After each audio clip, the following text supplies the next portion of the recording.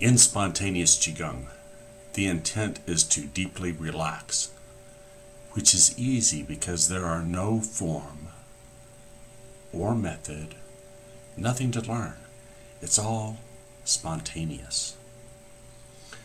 We can call it wiggling, and we can call it shaking or unwinding. It may be all of these. It may be a little bit different.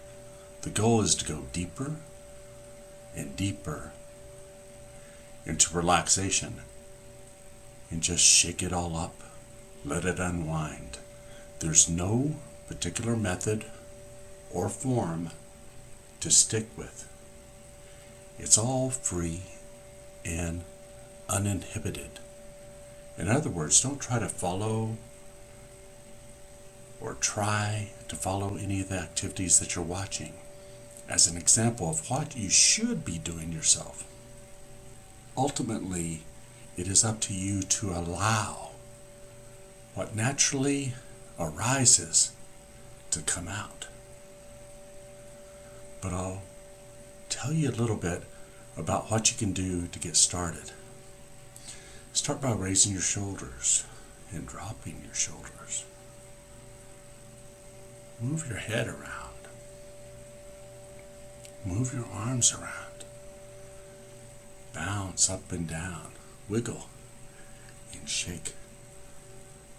Soften. Relax more and more and more. Follow your body's intuition and allow it to move the way it wants to move. Allow it to unwind and release. Release pent-up tension. Release stored emotions and trauma. Stay comfortable. Stay feeling safe. Let go of that which is not needed and take in what you need. Just let it all go and have lots of fun. There is no right. There is no wrong. Sometimes it's called primordial Qigong, before it came before any other kinds of Qigong. Or maybe trance dance, ecstatic dance, riding the dragon. The dragon is the most profound and mythological creature in Chinese tradition. Dancing in chaos. There are other forms of it with specific names that we'll get into later. We'll cover these other types as we practice.